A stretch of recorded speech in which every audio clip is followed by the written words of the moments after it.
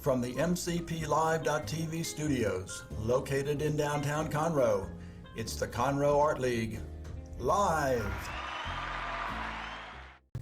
Hello and welcome to Cal Live, the show that introduces to you one by one the many talented artists of the Conroe Art League and to the beautiful art that they produce. My name is Ken Roy. I'm the host of Cal Live today, as well as the president of the Conroe Art League. And today our guest artist is Bob Heintzelman. Bob, how you doing? Good. Thanks for agreeing to come on the show and let us talk about your art. And I find myself saying this way too often, but I know a lot of people from the gallery, but that's the only place I know them from, and I don't know much about their background. Yeah. And maybe some of the audience feels the same way. So I'm going to invite you, if you will, give us wherever you want to start. Very beginning, the middle, but tell us a little bit about yourself and how you got here. Okay. You mean to Texas? Yeah, anywhere you want to, from here to there, anywhere. I'm originally from Kansas. I was born and raised in Kansas and moved to Texas about 4 years ago, primarily to get away from cold weather. From Kansas, you From Kansas, But I've been an artist for whatever an artist really is. I've been one for a long time. I remember when I was a kid and we went to the public library, and there was a place where they had big windows and a place you could sit and read. And there was this object hanging there. And I just thought that was the coolest thing. I didn't realize at the time, but later on I came to realize it was a mobile. And it was similar to a Calder mobile. And I remember at that point thinking, man, that is really cool. Yeah. And man, it is really cool that they hung that here in this public place where people can enjoy it. I think that was when I first realized that art was going to be a part of my life, and that's been a long time ago. Did you say, Bob, that it was by a light, the skylight from the? No, there was big windows. Big windows, so a lot of light coming in on this mobile. Yeah. And it was reflecting a lot of light, or was it? Do you remember? I don't know. I just remember that it was very impressive to me to look at that. And so that's, I've often thought about what is an artist and what makes a person an artist and how do you become an artist? And, I think it's that question of nature or nurture, Are you born an artist or do you learn to be one? And I think it's a little both, probably like everything else. Sure. And so I think I probably was born with some inclination to want to do something creative. I don't think that I'm really a very good artist. I mean, I'm not a very good drawer. I'm not a very good painter. I'm not a very good welder. I'm a person that likes to create things, but I'm not really, I think, what a lot of people would think of as a good artist. Well, you may be selling yourself short there. And I don't know if you ever heard the Andy Warhol quote. He says, you just do the art. Other people will decide if it's good or not so good. So maybe that's, but did it take off right then and there as a student? Was it high school, Bob? Or? No, this was I was really young when I'm talking about this. But I took some art in high school and actually started college as an art major. But there you go. It's kind of a long story about how that got changed. But I don't have a lot of formal training of any kind. Yeah. But I have had this kind of inclination to do art. And so I'd like to talk a little bit about the progress over time of me as what I think of as an artist. I'd like to hear about it and that whole nature versus nurture thing. I'm interested in what you have to say about that. Okay. Well, in the beginning I was interested in photography. Thought I could do photography maybe. Especially I got interested in black and white photography, and so the first artist that I think of that influenced me was Ansel Adams. He's probably the quintessential black and white photographer. And this is back in the days of film, when things were a lot harder. And so I started doing black and white photography. I had a darkroom in my house, and I had a 4x5 camera, and was really playing with it. And I read about the writings of Ansel Adams. And I remember two things that he said that impressed me. And the first one was, he never said he took a picture. He always said, I made a photograph. And that kind of got into my head and made me think, what does he mean by that? Well, to me, what he meant was you don't have to settle for what you get if you just take an exposure and click the shutter. You can still have some control over what you're doing. And I thought that was pretty cool. He did it primarily with exposures and in the darkroom and what have you. But the second thing that I liked about Ansel Adams was the zone system. He had a system where you would look at a scene and put values in your mind on the various parts of the scene, then take a reading from one of those and extrapolate to the exposure you needed. A very creative way and complicated. It's more complicated than I'm saying, the way I'm saying it. But from that point on, I always sort of looked at things a little bit differently. You know, when I look at something, I'd sort of think about the values that it had. So he was saying, he's looking, but he's saying, I see what I see, but I want to see it a certain way. That's right. And I can manipulate the settings on the camera. That's right. Or the position I'm in to get to that value. Right. Okay. And I think that may be what separated him from other photographers. I don't know for sure, but it impressed me. Anyway. Could be, yeah. So I started doing black and white photography, and I did some and had some success, but if one thing you'll learn about me as I talk is that I'm never satisfied, and I'm my own biggest critic. And so I wasn't really happy with my photography, and so I started doing drawings from my photography, you know, pen and ink drawings. I felt that way I could, you know, control the image and the contrast and the values and things. So I did quite a number of those. And so the first image that I wanted to show today is a drawing that I've done.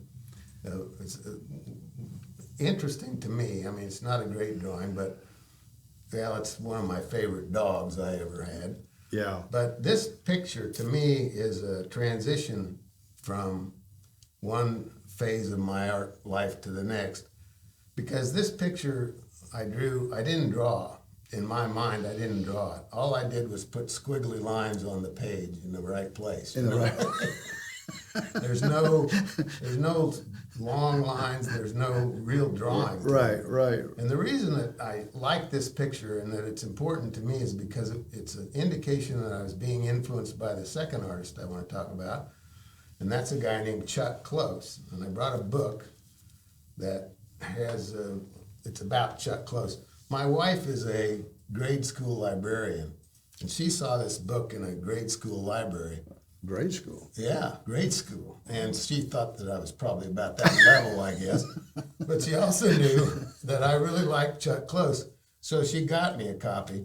And I don't know, you know, you can see how he does things in this book. And it's also, I think, one of the best books about him because it has these examples of the way he did things, and then it flips from one to the next. Right. And so it's a whole book that way. But this one here, this particular image, And showing it to this one, I think. made a lot of sense to me because, well, let me just say this. The two things about Chuck, there's a lot of things about Chuck Close that I like, but two things are, he was never afraid to have the process be a part of the image. He always has the grid in there. He's not hiding that he puts the stuff in the grid. And he's not afraid to experiment, you know, to try different ways of doing it. So the one that I tried to show here was an etching. Each little square in the grid has one line in it, or two, or three, or four, however many it takes to make the values. And again, then you're getting back to kind of the Ansel Adams value thing. Can I jump back to a little bit? Sure. So Ansel Adams, big influence. So you get a camera and you're taking photography, but you said you weren't quite happy with it. And you moved on to trying the drawing. Did you approach anyone about, I don't know, lessons in photography? Go to the local Ansel Adams and say, hey, whoever that might be in a hometown or whatever, to say, hey, can Mainly did that through reading Okay, his books, okay. and they didn't have YouTube back then, but No, they didn't. You know, they had books that he'd written and TV shows about him and things. But no formal. That's an interesting jump to me, that to say, okay, I like photography. I wish I was better at it, but I think what I need to do is get a drawing instrument and sit down and start drawing. And I thought, the piece you showed there, what impressed me was the difference in the look, that there was some creativity there to draw the dog's head, and it's kind of fully rendered to me, and then have the body in a whole different concept. Yeah. Because I would have looked at it like, oh, it's not finished, but I'm looking at it and I like that. It has a dramatic effect. Okay. Well, if you think that's a big jump, wait till you hear some more about it, what I've done. Okay, go ahead. But anyway, so now I'm under a lot of influence from Chuck Close and the way he does things, especially the idea of etching. And so could we bring up the next image? So I did this a few years ago. I had Chuck Close was putting, one of the other ones I wanted to show on this was he'd stamp things on the paper. I didn't know that. Or he would put his own fingerprint on there, or he did all kinds of ways of doing it. All right, this is called my signature piece. I had a rubber stamp of my signature, and one of those old ink pads where you dop it in there. So I put my signature on this piece of paper hundreds of times, some more in certain places than others. And if you use your imagination well enough, it's a kind of a self-portrait when I was younger. Definitely, I can see that. And if you get close enough to it, you can see my signature over and over again. So Bob, you're saying, so you got the stamp, and then you started stamping, and you'd overlay, and you'd put it this way and that way to build it up, and that's no charcoal, no ink. It's just a rubber stamp. Oh yeah, nothing but my signature. The entire image is nothing but my signature. And that's something like that Chuck Close would do. Oh yeah, I wouldn't have done it if I hadn't been. If you hadn't Chuck Close, no. Have you ever seen? You've seen the book. Have you ever seen one of his pieces in person? I have. Chuck Close only does faces. That's all he ever does.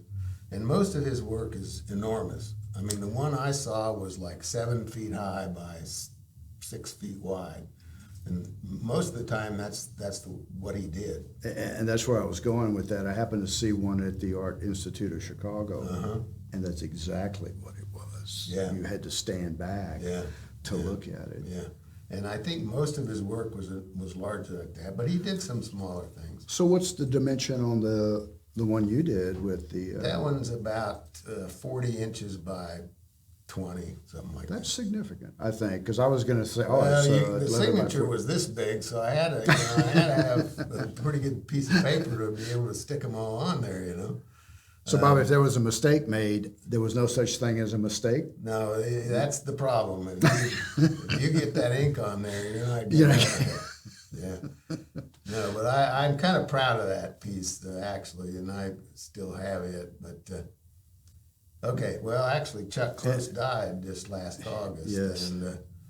But this is the one artist, I think, that had the most impact on me in terms of how to approach it. Right. Not necessarily... because I didn't stick with those kinds of things very long. I don't stick with things very long. But it sounds like that idea of breaking up the canvas or the paper into squares. Is that the right unit? Oh, yeah. And that's something... I didn't do that with that self-portrait, but I had that in mind, and keep it in the certain places on there. I can see that, exactly. And so I did a lot of that kind of stuff, and what I evolved to was to start using not just gray images, but shades of color as well. Okay. And I got a hold of some colored paper, and so I started making what I don't know how to call anything but collage pictures. And so that's the next image I'd like to have you show.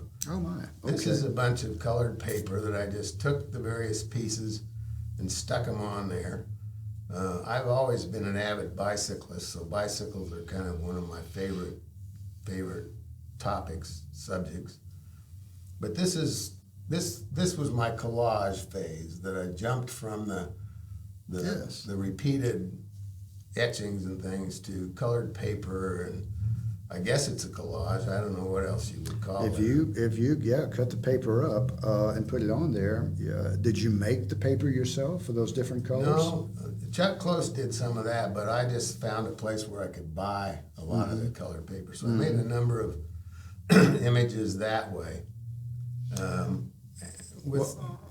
Yeah, and I think as a piece of art, I think it works really well because there's no doubt that cyclists, when you're looking at it, you can particularly with the lean, you can feel the energy, you can feel the balance, and nice using the paper to contrast. So well done, because with the for values, me, with the values, kind of clear back to the Ansel Adams thing, but also Chuck Close. I didn't catch when I looked at it at home on my laptop that it was a collage. So okay, that's it. It's nicely done. Nicely done. Yeah.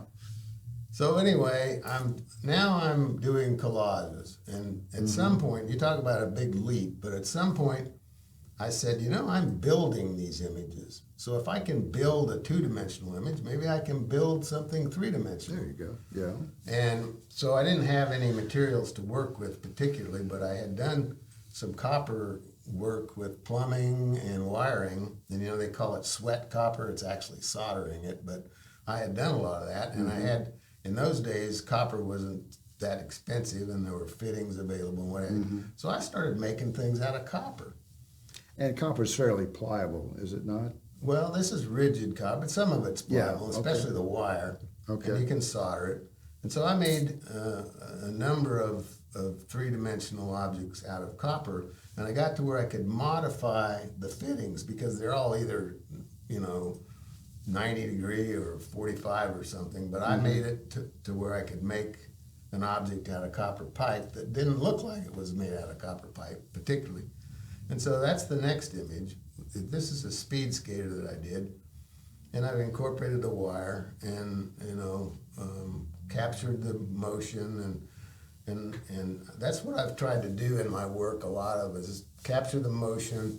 And I'm kind of a minimalist. I didn't even realize that until I started. But I'm kind of a minimalist. And so this is one of my copper. I did a lot of that. And that's really when I started selling things, was when I was doing these little guys. People liked them and wanted to buy them. And so I can see why. I had guessed last night when I looked at it, I did guess that one was copper, and you were using some fittings, at least on some of it. I thought particularly on the head, but the same thing you mentioned, the same thing I saw in the cyclist is that bending forward, the arm thrown back, you got the motion in there.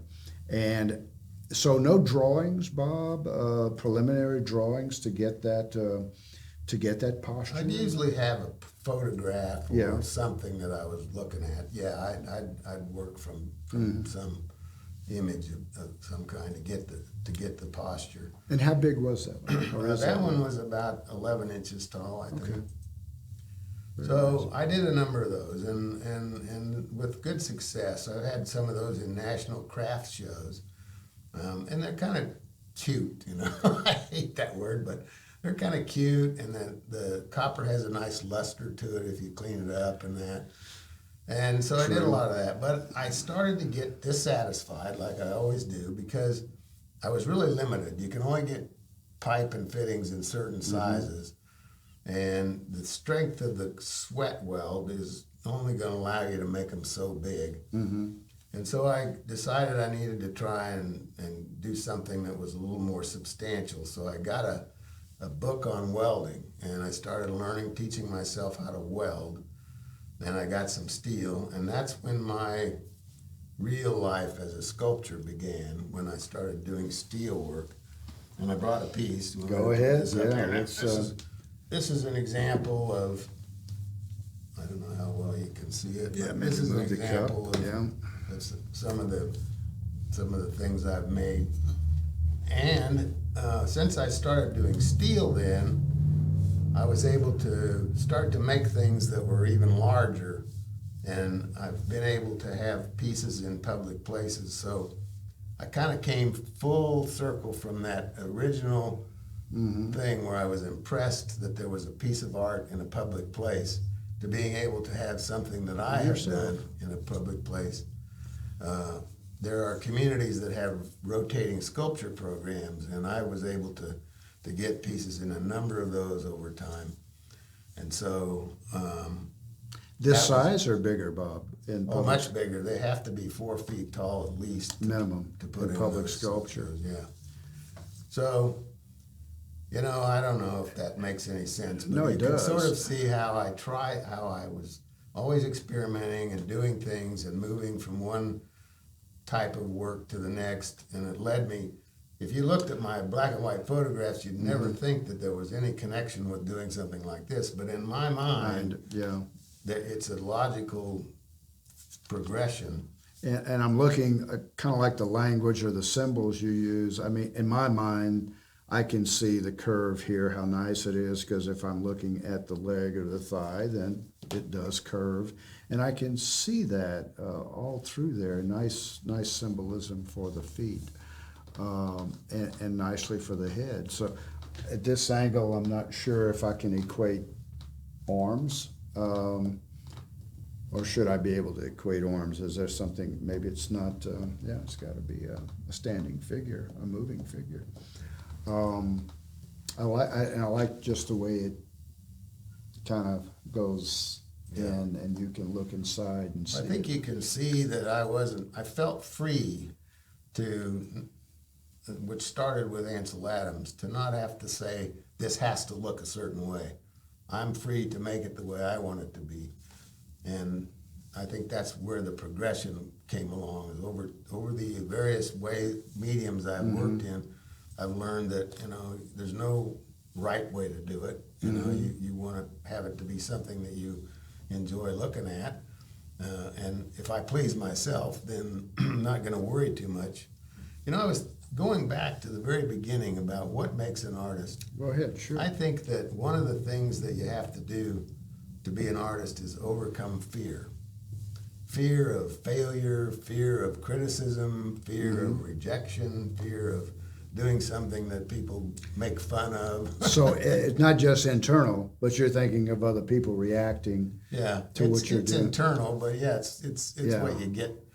I mean, and if you're an artist, I think you have to learn to do that. I mean, I've done these tent shows, and you'll have people walk up to your booth and say things that aren't very complimentary. And if you can't accept that, you're going to be, you're not going to be doing it for long. Right.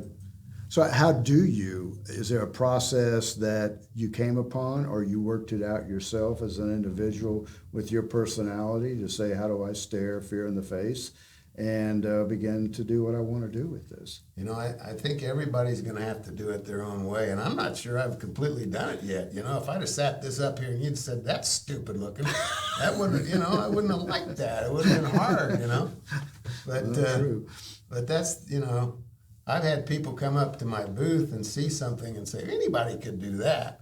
And initially I was like, I was offended and annoyed, and I wanted to, get into it with him. But I learned that, so finally what I would do if somebody would do that, I'd say, go ahead. Yeah. Because I'm sure other artists have had that experience where it looks simple, because that's a good thing if you can make something look simple.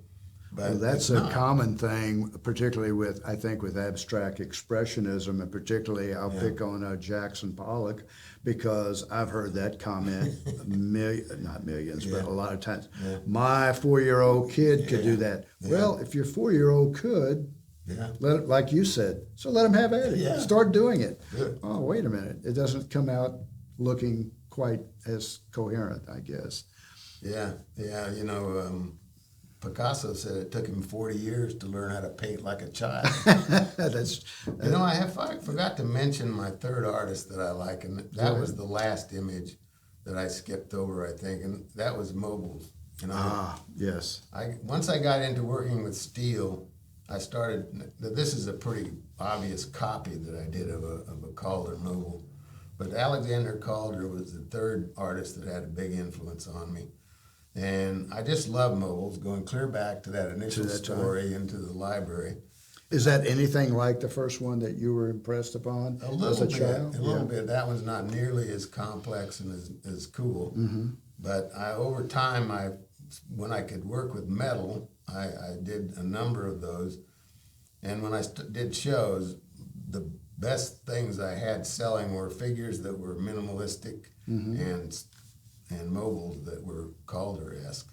Oh, that's interesting. Yeah. So you got to a style that people liked well enough, they're going to put out money for it. It was my own style. I took Calder's, he invented that art form, and I took what he did, but put a little bit of my own twist in it. I've always believed that the saying that imitation is the sincerest form of flattery. Yeah. And I don't think there's anything wrong, in my mind anyway, with taking something that you see another artist do and using that to help yourself become a better artist. I think most artists have done that if they're honest. When you're coming back to the fear factor, do you find it's a different quality to the fear as you get older and more experienced and accomplished in your art, or is it still the same? I think that's the only way to get over it is just keep doing it and keep trying, because, when somebody says anybody could do that,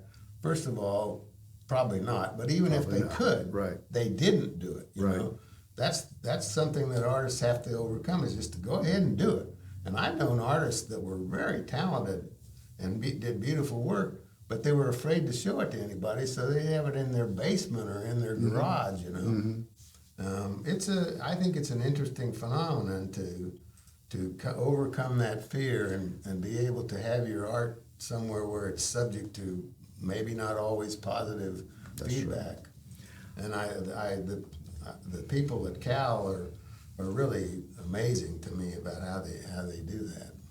And I was thinking as you said that about, of course, my own, facing fear. And one thing that I have to face up to is if I do a piece, whether I'm happy with it or not, I don't want to do it again because I have a fear that the second time won't even be as good as the first time. So I'm going to settle for this one. But I can't try it again. I'm trying to get over that. I keep doing pieces over and over again. And, that's funny. The more you do them, the more you learn a little bit something different. I think that's it. You just have to keep looking at it as a learning experience. Don't be afraid to experiment. Don't be afraid to fail. But don't let inertia keep you from doing what you want to do. Might I ask, Bob, what projects you have in the wings, on the table, that you're working on? Well, I've still got some public sculptures out there that I'm rotating around, but... Where at? Well, I've got one in St. Joe, Missouri, one in a suburb of Dallas, and one in a suburb of Fort Worth. Oh. Used to be they were all in Colorado because they have a lot of that stuff, but I kind of wanted to get it closer to home, because they have to deliver them and go get them after the year or 2 years that they're there. But actually, to be honest with you, Ken, when I moved to Texas, I sort of said, well, I'm done being an artist. I'm not going to do any more of this stuff. I sold all my tools, all my steel, and I didn't know where I was going to be living, but I figured I wouldn't have any space to have a studio. But I give credit. I think that part of the reason I started doing a few things again was because of the existence of Cal. Seeing that nice gallery and all the talent that we have here, it sort of got me going again. I don't do nearly as much work as I used to. I mean, I used to crank 2 or 3 things a month out and do a show, but... How long have you been a member of Cal? About 3 years. 3 years. And I've noticed that it seems like it's increasingly showing more. And I think you're selling some pieces. You've sold on a fairly regular basis, if memory serves me right, in the last 6 months there. Yeah, for some unknown reason, people like my stuff. It's good. It speaks to them in some kind of way. And this is not from art theory or anything else, but for me, is if it's a minimalist piece, maybe there's more room to put your thoughts, I'm talking as a viewer, says, I can see a lot of things in there. Whereas if it's more finished, Maybe not. I have a funny story about that. Go ahead. I do bicycles, a lot of bicycles. I didn't bring one, but they're very minimalistic. There's hardly anything there. And so I had a friend one time was looking at one of those, and I said, you know, I do these very minimalistic, leave a lot of things out. And he goes, what's left out? Because his mind had filled it all in, you know? And that's a very good thing, yeah, that if you suggest enough in art, somebody will fill it in. Yeah. So I think you exhibit a lot at Cal, confirming that if you got a piece in this, Yes. well, you must, because you told me as we walked over, you were here yesterday Yeah. at Take-In, so Yeah. you got a piece. I'll have to go back. I just had run through this morning, so I'll have to go back and take a look. So very good. Any final things to add, Bob? No, I don't think so. All right. Well, to see Bob's art as well as the art of other artists at the Conroe Art League, please visit us at the Best Little Art Gallery in historic downtown Conroe. We're at 127 Simonton Street. We're open Tuesday through Saturday from 11 a.m. until 4 p.m. So please join us there where we live our creed to create, appreciate, learn.